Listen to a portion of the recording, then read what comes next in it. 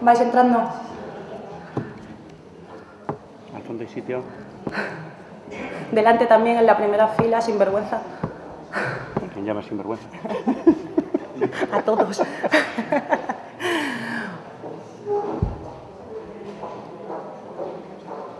Bueno, vamos a dar comienzo ya a la primera mesa redonda.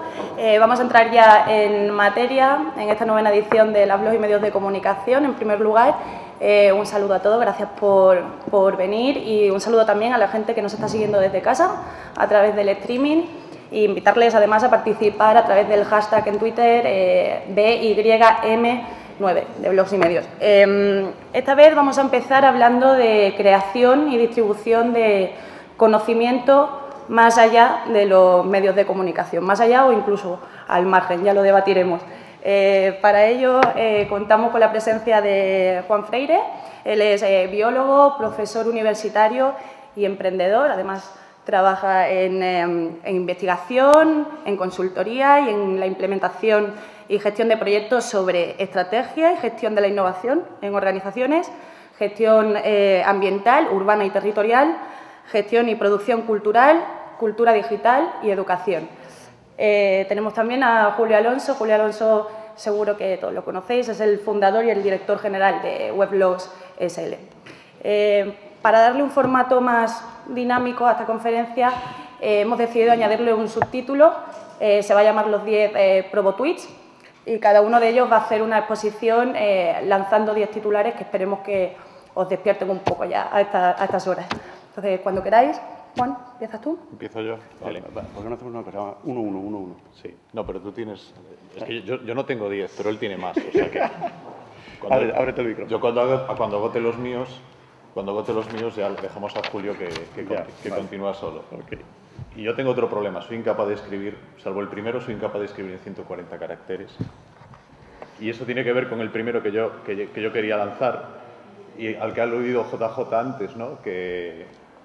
De dónde venimos, ¿no? Y que hay cosas que ya empiezan a ser antiguas, aunque algunos a lo mejor pensamos que es muy moderno, ¿no? Y yo cuando leía esto, lo de jornada de blogs y medios, pensaba si a lo mejor no estábamos en un congreso de arqueología o algo así, ¿no? Por el tipo de temática que tratamos.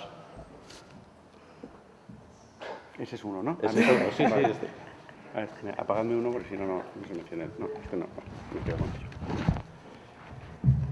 Yo el primero que tenía es, mirando el título de la conferencia, lo primero que tenemos que hacer es saber qué son contenidos y qué son medios, ¿vale? O si lo queréis escrito de una manera un poco más provocativa, qué hay que tener para ser considerado un medio y dónde da el carné, ¿no? Y un poco la reflexión que yo hago en esto es la concepción tradicional de lo que eran los medios. Creo que ha dejado de aplicar, no porque los que eran medios hayan dejado de ser medios, ni mucho menos, sino al contrario. Porque hay un montón de realidades nuevas que yo creo deben de ser considerados medios y que no entran en la definición tradicional de lo que se suele entender por un medio, ¿no? Esta un poco para centrar. Venga, Juan, tira la Venga, pues bueno. Conectando con la de Julio, voy cambiando de orden. Yo también me preguntaba, lo estábamos viendo antes y nos estamos riendo porque hay muchos solapamientos, ¿no? Pues hay mucha convergencia en lo que estábamos pensando, ¿no? Me preguntaba qué es un medio ahora, en el 2012, ¿no? Y sigue existiendo eso que antes llamábamos medio de comunicación, formalmente sigue existiendo, pero sigue cumpliendo el mismo papel. Y yo me pregunto si, o sea, porque la palabra medio tiene unas connotaciones muy interesantes. Después quizás hablemos un poco más de ello, ¿no? Y yo no sé hasta qué punto lo que se llamaban medios o esto es una broma, o eran fines, ¿no? Pero realmente la pregunta es, ¿los medios de comunicación son medios o se hacen realmente una labor de mediación y qué tipo de mediación hacen? Y yo creo que esa es una pregunta importante. Ahora, antes y ahora, sobre todo. Sí, ahí yo creo que es muy interesante. En la exposición anterior hemos oído hablar de la importancia de los medios y de las funciones que cumplen en la sociedad actual. A mí me ha faltado un poco, de hecho yo tenía aquí un post que decía, ¿tiene todavía sentido hablar de elaboración de contenidos o de medios sin la participación de la comunidad de lectores? O sea, esa división clásica de nosotros somos el medio que genera los contenidos y luego tenemos una audiencia pasiva que son los que reciben esos contenidos y su participación más que nada es unas encuestas en las que les preguntamos si les gusta nuestro medio o no. Creo que ha pasado y creo que vamos a unos entornos en los cuales la participación de los lectores o de los usuarios o de la audiencia es muchísimo más intensa y en muchos casos tiene carácter claramente de co-creación, de un medio que se genera a medias entre los autores o los redactores y la comunidad generada en torno a ese medio, que ayuda en la generación de contenidos, en el filtrado, en la jerarquización y en la difusión. Sí, continuando con eso y con la idea de mediador, y a ver si conseguimos no hacer un juego, un trabalenguas, pero, o sea, una cuestión para mí es un intermediario y otra es un mediador, ¿no? Yo creo que ahora estamos en una era en la que no hacen falta intermediarios y hacen falta más que nunca mediadores. O sea, en un momento en el que la complejidad del ecosistema de información, de datos, etcétera, es mayor que nunca, digamos que necesitamos más que nunca esa mediación que nos ayuda a entender la información, que nos ayuda a filtrarla y a quedarnos con lo que para nosotros realmente es significativo. Lo que para nosotros es significativo, no lo que para el intermediario es significativo. Eso es para mí una diferencia clave entre intermediario y mediador, ¿no? Entonces, mi pregunta es ¿quiénes son ahora esos mediadores? ¿O quiénes van a ser esos mediadores? ¿O quiénes lo están siendo ya? ¿Los medios de comunicación lo son? ¿Lo siguen siendo? ¿Han dejado de serlo? ¿Lo fueron alguna vez? ¿Lo van a ser en el futuro? Siguiente cuestión, también enlazando con la exposición anterior, ¿no? Se hablaba de una serie de valores que debe tener la generación de contenidos, el periodismo, que yo comparto, como la ética, la credibilidad, la rigurosidad y demás, pero se hacía una atribución exclusiva de estos valores a los profesionales, ¿vale? Desmereciendo la labor de los aficionados o de los amateurs. Entonces, yo aquí planteo dos cuestiones. La primera es, ¿qué es ser un profesional? ¿Es profesional alguien que hace contenidos de calidad, alguien que cobra por ello o alguien que vive de ello? ¿Vale? Yo creo que es interesante reflexionar sobre estas cosas, ¿no? Y la segunda parte de esta cuestión es, en un entorno en el que no solamente los profesionales generan contenidos y contenidos de calidad, sino que también hay aficionados generando contenidos de calidad, ¿cómo compites contra alguien que no juega al mismo juego que juegas tú? ¿Cómo haces para conseguir un producto superior que hace alguien que no lo hace por dinero, que está especializado en una temática y que se mueve por una serie de dinámicas distintas? Pues siguiendo con lo de profesionales y amateurs, que yo creo que es un tema importante, y antes en la presentación de la jornada se aludió a él, ¿no? Y un poco mi visión es un tanto diferente a la que se planteó antes, porque yo creo que digamos que la comunicación, antes había una cosa, antes hacías cosas en tu ámbito profesional, lo que fuese, y después comunicabas o alguien comunicaba, ¿no? Cada vez más hacer y comunicar son dos partes de un mismo proceso. O sea, no es muy difícil el hacer sin comunicar, o deja de tener sentido, sobre todo por las nuevas dinámicas de trabajo en colaboración, de red, etcétera, etcétera. Si no comunicas no puedes hacer las cosas, ¿no? Entonces, en ese sentido, yo, poniendo la pregunta en mi propia piel, por ejemplo, como científico, digo, bueno, yo como científico soy un profesional y cuando comunico soy un amateur, o en realidad soy un profesional de la ciencia en la que la comunicación de la ciencia es una parte de mi actividad profesional, ¿no? Si sigue teniendo sentido esa diferenciación entre profesional y amateur y definiéndola como en los ejes que decía Julio, ¿no? Pero hasta qué punto ya, si la comunicación está imbricada con cualquier otra actividad, con cualquier otra cosa que hagas, hasta qué punto la comunicación no es algo que está, digamos, que trasciende todo lo que la labor del comunicador convencional. Julio, me toca, ¿no? Sí, un segundo, estaba cambiando de página. Continuando un poco con lo anterior, ¿no? ¿Cómo A ver, venimos de un entorno que era fácil, en el que la competencia era menor, en el que tenía que hacer menos cosas para diferenciarme, en un entorno en el que cualquiera puede publicar, en el que hay mucha gente ahí fuera que hace cosas muy interesantes, igual que hay gente que hace cosas menos interesantes o de menor calidad. ¿Cuáles son los factores diferenciales del trabajo que yo puedo hacer en un medio que me pueden hacer ganar el favor de una comunidad de lectores, ¿no? Y yo enumero unos cuantos que para mí son importantes y que cambian un poco el orden que tenían antes, ¿no? O sea, respecto al factor absoluto anterior, que era la marca, ¿no? La marca del medio como referencia de calidad, de prestigio, de credibilidad y demás. Yo creo que, sin dejar de pensar que las marcas siguen siendo importantes, pero creo que hay ciertos factores nuevos que toman cobran mucha más importancia, ¿no? Uno de ellos es la especialización, ¿vale? En un entorno de poco acceso, de poca cantidad de contenidos, el acceso a un generalista a una temática ayuda a que todo el mundo entre. En un entorno en el que los verdaderos especialistas en cada una de las temáticas ya están contándolo, ¿cómo puede alguien con menor conocimiento de ese campo ser capaz de competir, ¿no? Lo segundo, a lo que aludía antes de pasada, es la co-creación, ¿no? Hasta qué punto un medio en el que tiene una participación importante de la comunidad está en ventaja respecto a uno que no tenga este factor, ¿no? La independencia y la credibilidad del trabajo me parece muy importante, y creo que también es muy importante la pasión. La pasión por lo que se está haciendo, no ya solamente por el periodismo, sino la pasión por las temáticas que estás cubriendo. Porque eso es lo que te lleva a tener un conocimiento más profundo y a tener capacidad de generación de contenidos y de criterio a la hora de seleccionar fuentes y de seleccionar contenidos de terceros. Sí, y ya bueno, conectando con lo anterior, o sea, yo...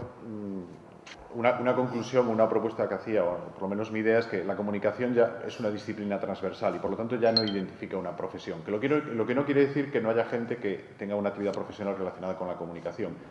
Y esto no es algo anómalo, no es algo que solo sucede en el mundo de la comunicación, sucede en muchas otras cosas que antes eran disciplinas y ahora se ha convertido en elementos transversales. Pongo un ejemplo muy diferente, por ejemplo, el diseño, por la importancia que ha adquirido como marco mental para abordar problemas, se ha convertido también en una disciplina transversal. Y mucha gente hoy en día que trabaja en el mundo de la empresa, que trabaja en la ingeniería, etcétera, que trabaja en la ciencia, está aplicando métodos basados en el diseño. Con lo cual, ¿son diseñadores? No lo son. ¿Aplican metodologías basadas en el diseño? Sigue habiendo diseñadores, pero el diseño ya no es un patrimonio de ese colectivo. Yo creo que con la comunicación y con muchas otras cosas está sucediendo eso mismo. Juan, solapé total. Yo tenía una exactamente igual, con un ejemplo distinto, pero yo creo que está un poquito más bajado a tierra. La mayor parte de los conductores de automóvil hoy en día son amateurs. Son gente que sí que se ha sacado el carnet, que conducen más o menos bien, pero no son profesionales de la conducción, ¿no? Los profesionales de la conducción son los de Fórmula 1, son los conductores de taxis, son los conductores de ciertos vehículos, y sigue siendo una profesión y sigue habiendo gente que se gana la vida con ello. Sin embargo, la inmensa mayoría de los conductores y la inmensa mayoría de los kilómetros recorridos los hacen aficionados a la conducción. Bueno, a mí se me ocurre otra cosa que no tenía, y así relleno porque me llegaba a las 10, ahora ya tengo alguna de más, que es que y siguiendo con el ejemplo que ponía Julio, los camiones los camiones, por ejemplo, los autobuses interurbanos no tienen privilegios, no tienen carriles especiales, es más, tienen limitaciones, no pueden circular, por ejemplo, en fin de semana. En cambio, tenemos carriles específicos para taxis y para buses, ¿no? En realidad, hay como dos modelos, ¿no? Digamos que al profesional se le privilegia o al profesional no se le privilegia, ¿no? Y yo creo que también eso, de alguna manera, es el mismo debate que lleva un montón de tiempo viviendo, yo creo que el mundo profesional, ¿no? Al que yo no pertenezco, pero por lo que veo desde fuera es un debate muy similar. Yo por cerrar, que si no estamos aquí, por cerrar este intercambio de tweets y abrir la conversación, que creo que es lo más interesante, no quería dejar pasar la ocasión de hablar un poquito de modelos de negocio, ¿no? Estamos en un entorno en el que de ser pocos actores y de haber inmensas barreras de entrada al mercado de los medios, hemos pasado a un contexto en el que prácticamente cualquiera puede ser un medio. En palabras de Clay Ship, que hay una frase que a mí me gusta mucho, que decía, publicar ha pasado de ser una industria a ser un botón. Es un poco exagerado, pero yo creo que lo ilustra muy bien, ¿no? Entonces, con tanta gente, ¿cómo cambian los economics, cómo cambian los modelos de negocio, ¿no? Yo creo que seguirá habiendo un mercado y seguirá habiendo medios, y es más, hay más medios que nunca y hay medios mejores que nunca. Lo que pasa es que el volumen económico va a ser menor y va a estar muchísimo más repartido. Y además estamos trabajando en un mercado en el que conviven los que lo hacen como modelo de negocio y con un ánimo iba a decir de lucro, de ganar dinero, por lo menos de vivir de ello, con los que no lo hacen por eso y digamos que el eje calidad no calidad y el eje me gano la vida con esto, no me gano la vida con esto, no son coincidentes. Hay gente que tiene mucha calidad y no se gana la vida con esto, y hay gente que se gana la vida con esto y no tiene nada de calidad, y obviamente las otras dos también existen, los que se ganan la vida con esto y lo hacen magnífico, y los que no se lo gastan, no se la ganan y hacen verdaderas porquerías. Y entonces, ¿cómo compites ahí en ese entorno y cómo consigues reinventar el modelo? O sea, yo creo muchísimo en el periodismo y en el papel, ligándome un poco a lo que decía Juan antes, ¿no? de ayudar a entender la realidad, pero no interpretarla por los lectores. Y creo muy poco en que las estructuras organizativas y las empresas que existían hasta ahora sean el mejor sitio para hacer esto. Continuamos, ¿no? Continúa. Tira, No seré yo quien te corte. Vale, nada. Bueno, otra cuestión que me parece interesante, y discutíamos antes sobre el nombre que darle. Ya sabéis que ahora se está poniendo como muy de moda hablar de curadores, de comisarios, ¿no? De la gente que digamos que hace ese papel que hacía el comisario en el arte, ¿no? Que decide qué obras deben estar y cómo se deben consumir esas obras. O sea, que es el que genera la experiencia, ¿no? Y es un tema que ahora se está aplicando a lo que es el mundo de la información, ¿no? de los contenidos, ¿no? Y eso conecto con lo que decía antes, con la idea de mediación, ¿no? Y está surgiendo la idea de que hay como un nuevo rol emergente, que es el del curador, ¿no? Que yo estoy de acuerdo. Yo creo que la pregunta era, lo quería plantear como pregunta, ¿hasta qué punto esos curadores es una profesión emergente? O lo que está pasando es que todos somos curadores, o todos deberíamos ser curadores si no queremos que otros nos curen, que puede ser mucho peor, ¿no? Entonces, que es una serie de competencias, de habilidades que todos debemos desarrollar, ¿no? Pero sí que hay ese debate sobre eso es una nueva profesión, ese es el nuevo papel que tienen los medios, o en realidad eso lo estamos asumiendo todos con nuestras propias herramientas y nuestro propio conocimiento.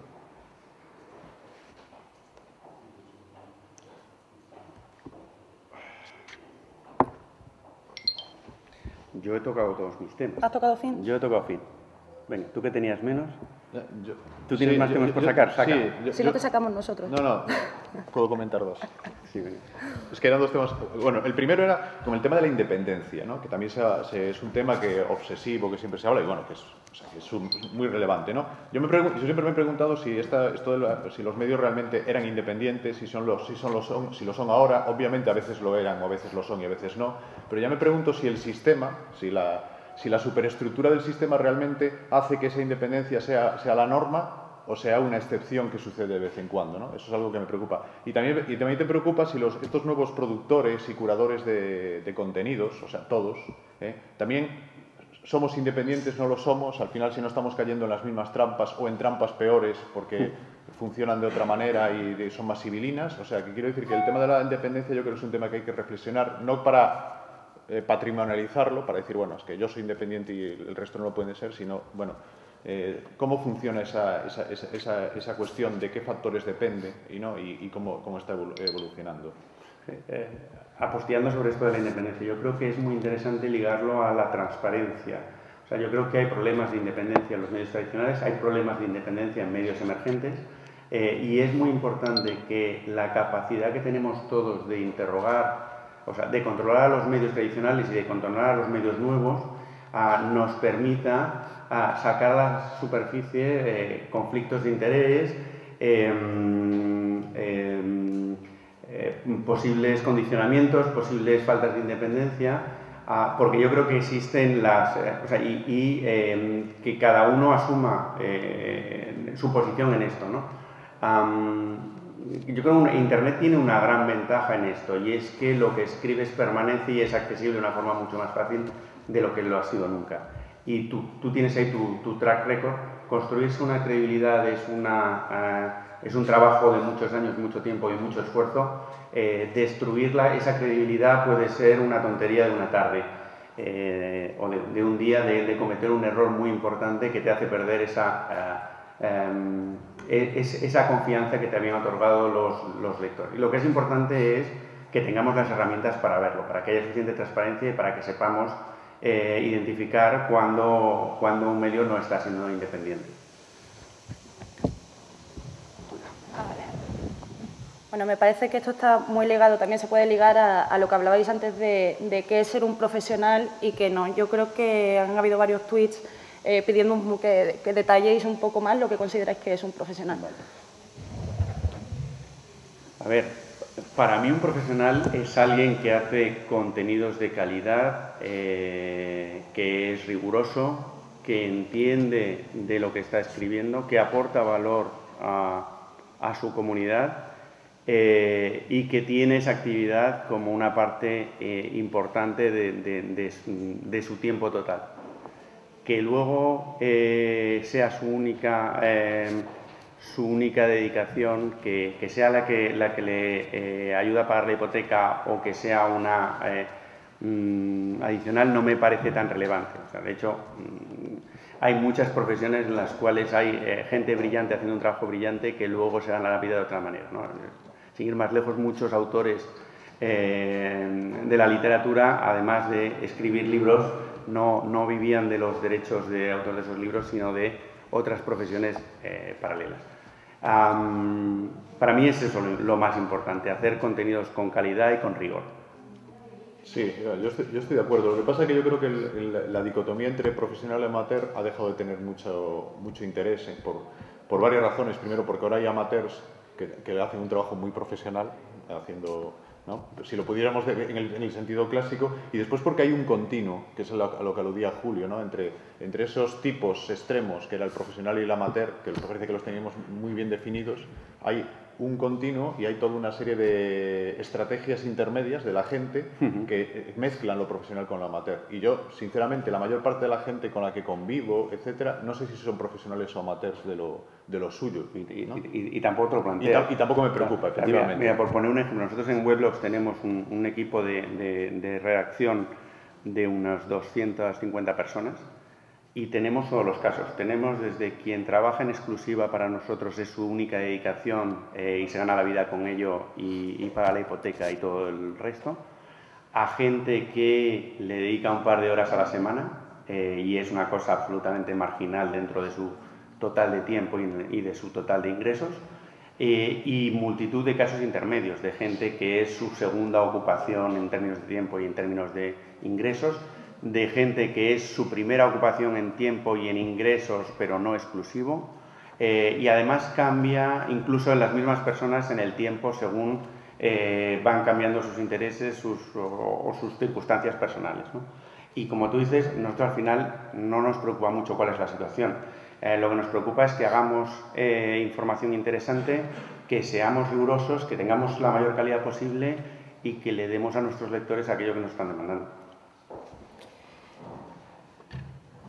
Esta pregunta quizá un poco más dirigida a ti. Yo he escuchado que has dicho en alguna ocasión, has hablado sobre la relación entre la calidad y la innovación. En unos tiempos en los que nos piden ser innovadores y ser creativos y además generar unos contenidos especializados, ¿esto es posible o no es posible? Sí, pero bueno, cuando hablaba de calidad e innovación me refería no a la calidad en el sentido creo que en el sentido en que puede venir la pregunta, ¿no? Algo de calidad, sino a esta idea de la calidad que se instauró en las últimas décadas en el mundo de la empresa, en el mundo de la administración pública, que era una forma que era una forma, la idea de la gestión de la calidad, que era una forma de instaurar una serie, de asegurarse que las cosas siempre sucedían igual y por lo tanto con un nivel de calidad. O sea, no era tanto que la calidad fuese baja o alta, se suponía que era alta, sino que siempre era la misma, ¿no? Y entonces, es muy importante porque eso ha amueblado la cabeza de mucha gente con responsabilidades que digamos que han trabajado para gestionar calidad. Y gestionar calidad es radicalmente diferente a lo que es gestionar innovación. O sea, en la innovación no puedes asegurar que algo siempre sucede igual. Es más, te tienes que asegurar de que las cosas siempre son diferentes. Y por lo tanto, yo aludía a eso, de que es muy difícil con un esquema, un marco mental de calidad, trabajar en innovación. Y eso muchas veces no nos damos cuenta, pero pretendemos que organizaciones, y a lo mejor también medios de comunicación, que durante mucho tiempo estuvieron orientados a la calidad, o sea, hacer una cosa, hacerla muy bien, pero hacer solo eso, de repente pretendemos que hagan innovación y no modificamos las estructuras. Las estructuras son cómo nos organizamos, los procesos, las metodologías, incluso las personas, que no es solo cambiar personas, sino cambiar la mentalidad de las personas, que eso quizás es la parte más difícil de todo proceso de cambio. Esta pregunta nos la envía nuestro compañero Juanpi. Ahí va. Para Julio, ¿han intentado comprar tu independencia? Si es así, ¿cómo fue? No me atrevo a decir que todos los días, pero todas las semanas sí. Nos pasa continuamente. Tenemos anunciantes que se anuncian con nosotros y que piensan que por anunciarse con nosotros controlan la línea editorial. Nos ha pasado numerosas veces que se nos han caído campañas o se nos han retirado anunciantes porque no les gustaba lo que hablábamos de sus productos o de sus empresas o de sus marcas en la parte editorial. De hecho, la última llamada sobre un tema de este lo tuve ayer por la tarde viniendo en el tren. Y nos pasa continuamente. Ahora, nosotros tenemos muy claro que no podemos ceder a estas cosas, que si tenemos la audiencia que tenemos en nuestros medios es porque mantenemos esa independencia y esa credibilidad. A nuestros lectores saben muchísimo de las cosas de las que nosotros escribimos. De hecho, hay una frase que nosotros repetimos internamente, constantemente, que es, dada un cierto nivel de audiencia, siempre hay alguien en tu audiencia que sabe más de lo que estás escribiendo que tú. Y por lo tanto, intentar engañar a la audiencia o intentar condicionar el mensaje por un interés comercial es algo que no tiene ningún sentido. Nuestra audiencia lo va a ver enseguida y toda la credibilidad que llevas construyendo durante un montón de tiempo la vas a perder enseguida. Dicho esto, todas las semanas tenemos conversaciones, nuestra gente del equipo comercial con anunciantes en los que claramente intentan condicionar la línea editorial y que hablemos o no hablemos de determinados productos de una manera o de otra. Listo, bueno, pues si alguien quiere empezar a preguntar algo, ahí te... Ana. Te la había mandado por Twitter, pero bueno. Que han usado la analogía de los conductores. Sí. Que es clarísima de entender. Y por esa misma claridad te digo, en los medios se contrata gente que no tiene carnet de conducir. Vale. A ver, fíjate, te voy a decir, nosotros en nuestro equipo editorial tenemos periodistas, tenemos la gran mayoría de gente que trabaja con nosotros no son periodistas de formación. Cuando seleccionamos perfiles, lo que más nos interesa, a ver, al final nuestro caso es un poquito especial porque son medios especializados por definición, ¿vale? Pero nosotros lo primero que buscamos es pasión por la temática que cubres, porque pensamos que es muy diferente cubrir una temática con verdadera pasión por esa temática que cubrirla de un modo más distante. Y muchas veces nos llegan currículums de gente que estudia periodismo, que ha terminado y que dice, oye, yo quiero trabajar con vosotros, quiero escribir con vosotros. Y dice, estupendo, ¿qué te apasiona? Y dice, no, yo soy periodista y escribo de todo. Y mira, pues en nuestro modelo no encajas. Si te gustan los tomates colorados, el día que hagamos una publicación de tomates colorados es el primero al que vamos a llamar porque serás el super crack del mundo en esto. Yo necesito gente que realmente... O sea, hace unos meses hablaba con el director general de una empresa de revistas clásicas y estábamos hablando de una feria de tecnología en Estados Unidos y nosotros le estaba contando que en uno de nuestros blogs teníamos un equipo de 4 personas a las 3, 4 de la mañana cubriendo la conferencia del director de marketing de, no sé si era de Nintendo, una de las empresas, y teníamos gente a las 3, 4 de la mañana siguiéndolo en vivo y y participando, ¿no? Y entonces me pregunta, dice, ¿pero tú cómo haces para pagar a estos señores para que ¿cómo lo organizas para que estén a las 3 o las 4 de la mañana cubriendo esto? Y yo, mira, yo intento pagarles lo mejor posible, entre otras cosas, para que te los lleves tú. Pero no es solamente eso, es que a ellos les encantan esto que están haciendo, lo viven. Además de vivirlo, lo entienden muy bien y son especialistas, y además son capaces de transmitir esa pasión a la gente que les está leyendo. Y esto para mí, obviamente, tiene que venir ligado a otras cosas. Tienes que saber comunicar, tienes que saber escribir, tienes que saber hacer lectura crítica, tienes que saber contrastar fuentes, tienes que saber hacer una serie de otras cosas. Pero, y no quiero alargarme mucho, si quieres entro luego, pero yo creo que también tenemos que entender que el proceso de verificación de las noticias y de construcción de la calidad es un poquito distinto en Internet de como era antes. Mira, por ahí tenemos otra. A ver, un poco al hilo de esta pregunta, me surge una duda, cuando me ha surgido. Cuando han definido profesional, en ningún momento han tenido en cuenta su formación. De hecho, en España hay no sé cuántas facultades de comunicación, pero quizá demasiadas. En cualquier caso, yo creo que la comunicación, estoy de acuerdo con lo que decía Juan.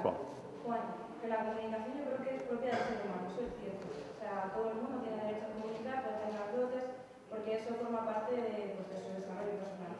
Pero sí que es verdad que el profesional, el que se forma en las facultades, es el que tiene las herramientas necesarias para discernir entre unas cosas y otras, como me decías. Lectura crítica, contrastar fuentes, todo eso. Entonces creo que el futuro es que el profesional se especialice, pero no que la gente que venga de especialidades comunique. O sea, que también, pero que el propio profesional tenga pues, un año, un máster, una experiencia y que ponga en práctica todo lo que ha aprendido. A ver, yo te diría dos cosas. Una, de toda la vida ha habido en los medios tradicionales muchísimos profesionales muy buenos que no han pasado por las facultades de periodismo. A mí al final lo que me preocupa es la capacidad de esa persona para generar la información de calidad. ¿Qué es lo que cómo haya conseguido? Si ha sido porque ha estudiado 20 años o porque ha pasado por un mago que le ha dado con la varita, me da igual. Dicho esto, si tú tienes la especialización y además la capacidad, o sea, todas esas habilidades, vas a poder competir mejor con alguien que sí que tiene la especialización pero no tiene esas habilidades, eso está claro. Pero si tú tienes a alguien que tiene la especialización y el conocimiento de la materia y alguien que tiene esas habilidades pero no conoce la materia, me temo que muchas veces va a ganar el que conoce la materia al que tiene las herramientas, porque no estamos, cada vez estamos yendo a comunicación con más profundidad, con más conocimiento. No sé, cuando fueron los, por poner un ejemplo muy tonto, ya le dejo a Juan que está deseando contestar esto también. Cuando fueron los terremotos en Japón, en Maremoto y demás, en muchos medios tradicionales había periodistas generalistas contando que esto era como una olla de vapor, que tal. Te ibas a Meneame y encontrabas 10, 15 blogs de expertos que en sus blogs contaban perfectamente qué procesos estaban pasando, qué antecedentes había, con un nivel de profundidad y con una capacidad de comunicación que le daba muchas vueltas a lo que estamos viendo en medios mucho más grandes, ¿vale? Contra esto es contra lo que hay que competir. Si tú consigues formarte bien en la facultad y además especializarte en una materia y tener ese nivel de conocimiento profundo, tienes lo mejor de los dos mundos, clarísimamente. A ver, no, varias cosas. O sea, yo creo que hay muchos caminos para formarte. A ver, sin hablar de medios de comunicación. Yo, por ejemplo, por formación soy biólogo, soy científico. Me he dedicado mucho tiempo a hacer ciencia y, por cierto, ahora no estoy haciendo ciencia de manera profesional, sino podría decir que amateur, porque no estoy ya en la universidad, por ejemplo, ¿no? Pero sigo trabajando en eso. Y entonces me considero un amateur a pesar de todo eso. Pero, sinceramente, en mi caso, no quiero generalizar, pero en mi caso, yo he aprendido a hacer ciencia no en mis años de formación. Sinceramente, en mis años de formación no lo he aprendido después trabajando y entrando dentro de comunidades de gente que hacían eso y de los que aprendía. Y he aprendido de esa manera. Lo cual no quiere decir, es mi caso, no lo quiero generalizar, pero en todo caso, yo sí pienso que hay muchas formas de desarrollar esas competencias que son necesarias. Estoy de acuerdo contigo que esas habilidades, esas competencias son necesarias para poder hacer comunicación. Pero después, ojo, tampoco creo que sea exclusivo de la gente que estudia comunicación el desarrollar esas competencias, porque lo que tú has definido yo también me veía reflejado. O sea, yo para hacer ciencia, yo también tengo que hacer eso. Aplicado a otro ámbito, pero lo tengo que hacer. Y yo creo que eso le pasa a mucha gente. Y repito, y no es algo que solo le suceda a los periodistas, etcétera, etcétera. Es que, volviendo a mi caso, en biología hay mucha gente que no son biólogos que son excelentes, que son de la gente más importante, lo que hacen mejor trabajo en el ámbito del mundo de la biología. Y vienen de otros mundos totalmente distintos, de la ingeniería, de las matemáticas, de muchos lados. O sea, lo que quiero decir es que no hay una única ruta para llegar a ese resultado. Y no creo que sea bueno, por lo tanto, digamos, tratar de evitar que la gente llegue por otras rutas. Porque el que ha conseguido una buena formación por la ruta estándar, pues lo va a demostrar. Y yo creo que eso es lo esencial. ¿Alguien más?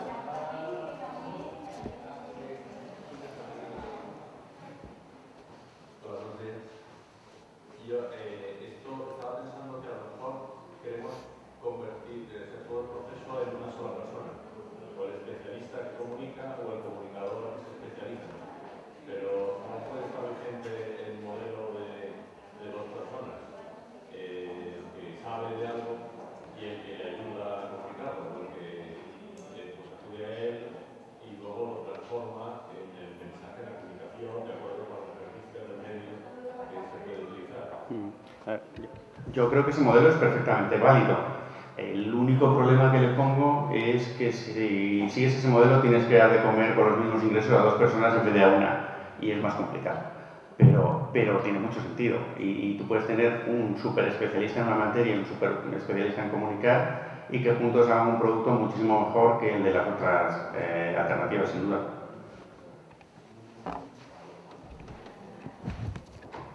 Bueno, os traigo una pregunta que están repitiendo sin parar por Twitter. ¿Publicar ha pasado de ser una industria a ser un botón? Esa la he hecho yo. Piden tu respuesta ya. Vale. No, a ver, yo creo que es una imagen muy gráfica que ayuda a entender que han caído las barreras de entrada, que aquello de que la libertad de prensa es la libertad para que publiquen los que tienen una rotativa, ha dejado de ser verdad y ahora es la libertad para que pueda publicar cualquiera. Como decía antes, dentro de ese publicar hay una parte que es industria y una parte que no es industria. Y en algunos casos hay contenidos de mucha calidad fuera de la industria y hay contenidos de la industria que no tienen esa misma calidad y viceversa. Y es un contexto más complicado porque, de nuevo, estás jugando con gente que juega con unas reglas distintas, ¿no? Entonces, yo antes comentaba lo de las presiones de los anunciantes, pero luego tienes, por otro lado, un señor que tiene un blog personal que no tiene ánimo de lucro, que no tiene, digamos, vocación de medio per se, que escribe de una temática porque a él le interesa y le dedica su tiempo libre, y cuando llega un anunciante y se le acerca, es que le da esa floja. Y dice, no escribas de mi marca esto, y dices, o si no, ¿qué? O sea, obviamente tienes una responsabilidad, ¿no? Todos los que publicamos tenemos responsabilidad de que lo que publiquemos sea veraz, de no difamar y demás. Pero no eres en muchos contextos tan fácil presa de las presiones cuando no te va la vida en ello, cuando no te ganas la vida por ello, ¿no? Y cuando lo haces por pasión y no por incentivo económico.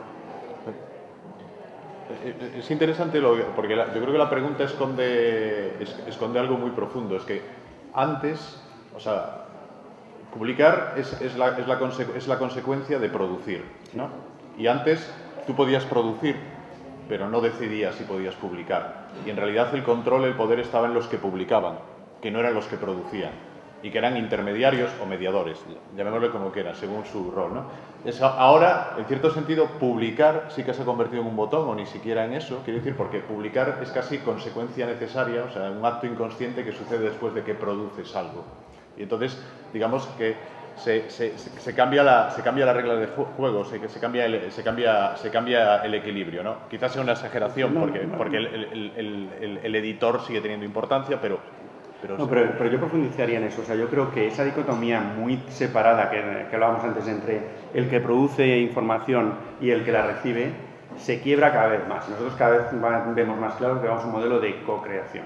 O sea, nuestros medios, yo os decía antes, ¿no? que tenemos usuarios o lectores que saben más de la temática que nosotros muchas veces.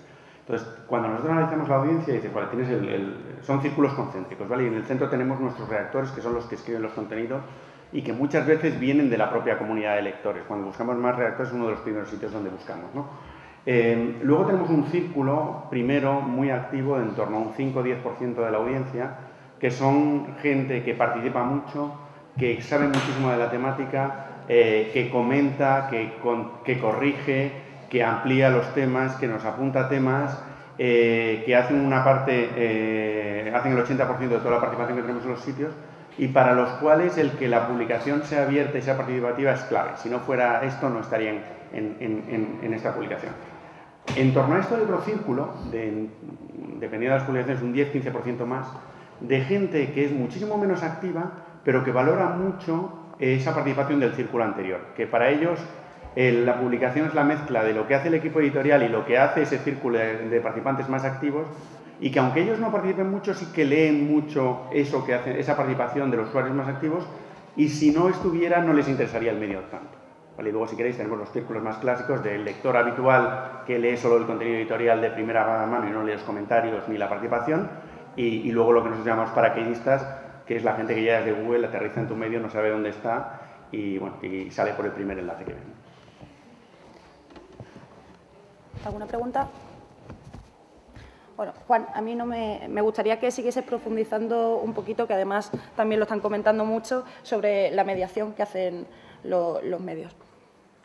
Bueno, ¿qué hacen los medios? ¿Qué hacen los medios? ¿Qué hacen, o sea, sobre la mediación y después lo que hacen Sobre los medios. Exacto. Son dos cosas. O sea, la labor de mediación, que también viene, es como el curador, también viene del mundo de la cultura y del mundo del arte, ¿no? El mediador es el que te ayuda a entender una obra o una información, ¿no? Algo a lo que te enfrentas, ¿no? Y es el que te apoya, el que te da las claves para poder entenderla.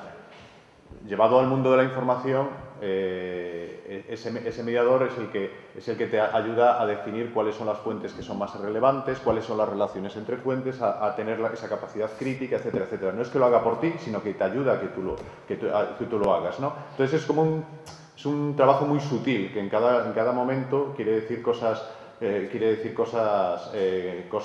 diferentes. Yo lo diferencio con respecto al intermediario en sentido estricto, porque el intermediario es el que hace de tapón o de filtro, ¿no? Y el que decide lo que pasa y lo que no pasa, no en función de lo que le pueda interesar al otro, sino en función de su propio criterio. Y por lo tanto, por utilizar una palabra que ahora se usa mucho, no empodera al lector o al usuario, ¿no? Simplemente imaginémonos que hay un flujo de información y es el que filtra, entonces a mí solo me llega la parte que ha decidido, por ejemplo, una editorial. Imaginaros el mundo hace unos años, pues eso, se escribían libros o artículos o lo que sea y llegaban a mí, ¿quiénes? Los que el intermediario decidía que llegaban, ¿no? Con un criterio que a veces podía ser uno u otro, o sea, a veces era más mediación y a veces era menos, ¿no? La mediación es algo distinto, o sea, no es el que restringe ese flujo, sino el que te aporta una serie de herramientas y de ideas para que tú puedas realizar ese trabajo. Entonces, tiene mucho que ver con el tema del curador, o sea, un curador es un mediador realmente.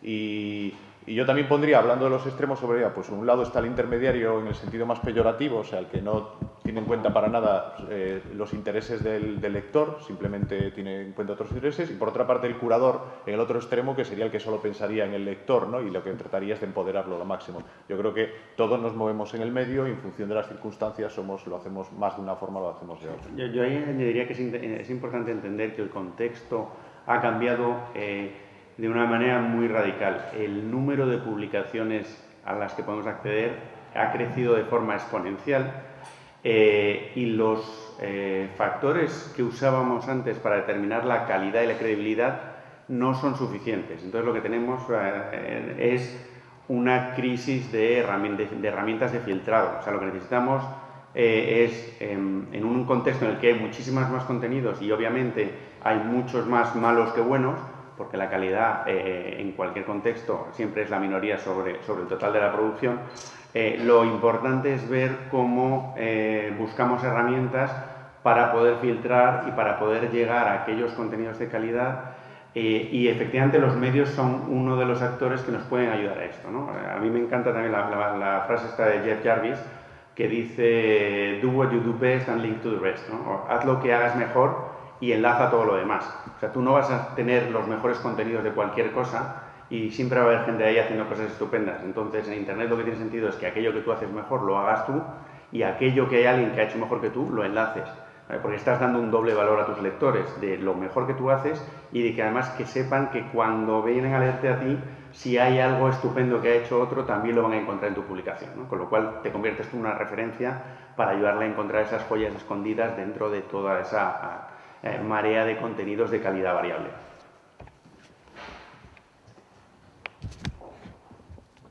Bueno, creo que se ha acabado el tiempo, nos están dando ya un toque de atención, queda una pregunta, terminamos si quieres con la tuya. No, yo solamente iba a preguntar si no creéis que realmente es la falta de tiempo lo que nos hace especializarnos en un tema, porque hoy en día, nuestro día a día, tratamos de un suceso que vamos a hablar de que sea un político o que tratamos de que sea un pueblo. Porque yo creo que el problema es que los medios de comunicación o las empresas no contratan a gente suficiente y que la misma persona tiene que hacer todo el trabajo. Claro, a ver, tienes un punto muy interesante. Es muy difícil para un periodista que cubre distintos temas tener el tiempo o los conocimientos para ser un especialista consumado en todas las cosas que publica.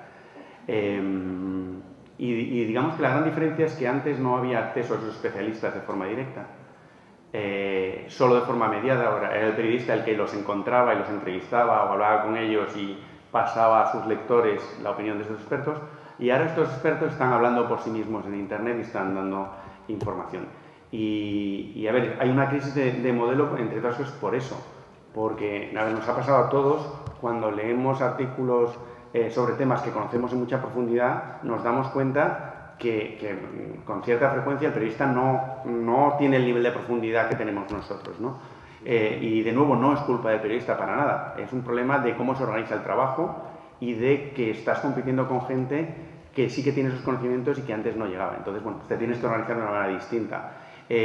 También pensemos otra cosa que creo que es importante, no todas las audiencias, no todo el público requiere el mismo nivel de profundidad en todos los temas. Y no es lo... O sea, si tú vas, como vamos nosotros en alguna publicación, a un público muy especializado en tecnología, el nivel de conocimientos y también el nivel de exigencia en cuanto a la calidad de información en eso es muy distinto que el que puede tener un medio generalista que a lo mejor sí habla... O sea, si el Mobile World Congress en Barcelona hace unos meses, nosotros en Shataka teníamos un equipo de 9 personas desplazado, gente haciendo vídeo, hicimos una cobertura muy profunda, de hecho creo que fuimos el medio que lo cubrió en mayor profundidad, porque es un tema muy interesante para nuestros lectores y que requieren un nivel de profundidad y de cantidad, de cantidad y de calidad de contenidos muy elevado. Ahora, posiblemente para un medio generalista no es necesario ese nivel de profundidad e incluso confunde, ¿no? Y para un lector menos que le puede interesar ese tema, la tecnología, pero no con tanta profundidad, es interesante hacer un tratamiento más ligero, pero como medio haber descubierto quién está haciendo esos tratamientos más profundos y poder enlazar a ellos. De manera que si hay un lector tuyo, a la mayor parte de tus lectores, el tratamiento más ligero le va a bastar, pero va a haber un cierto porcentaje de tus lectores que le va a parecer muy interesante ir a profundizar en esos aspectos en alguien más especializado. Listo, bueno, yo no sé si queréis concluir con ya que estamos con los probo tweets, un tweet final, una conclusión final cada uno. Y nada, a todos los demás, muchas gracias. Y listo, te lo dejo. Para que te lances primero. Yo creo que los tweets provocadores los hemos dicho todos. Yo creo, por concluir, no como tweet, pero yo creo que hay un futuro muy interesante ahí delante. La comunicación y la generación de información cada vez va a ser más importante en la sociedad, cada vez va a haber más gente haciéndola, pero va a haber también más demanda de ella, y el que sea capaz de hacerlo con mayor calidad y con mayor rigor es el que se va a llevar el gato al agua, venga de donde venga. Bueno, yo sí, como uno provocador dedicado al JJ, por lo que dijo antes, que reivindicaba la permanencia del blog, etcétera, pues es que, de hecho, era una de las cosas que quería comentar, ¿no? Porque siempre nos ha preocupado mucho a la gente que estamos en el tema de Internet lo de la idea de lo efímero, ¿no? De que estamos en el flujo, pero todo se pierde, ¿no? Pero ahora resulta que Internet, que era el paradigma de lo efímero, o se pintaba como tal, resulta que ahora estamos en un mundo en que realmente todo lo que parecía inamovible, estable, como podían ser los bancos, primas de riesgo y todo, etcétera, están cambiando constantemente, todo está desapareciendo, se está reinventando constantemente. Entonces ahora yo me vuelvo a preguntar, bueno, ¿y esto de lo efímero de Internet, al final a quién le importa, aparte de JJ, que sí que está muy preocupado? ¿Tu turno? No le dejes contestar. Vamos a la café, volvemos a la café. Venga.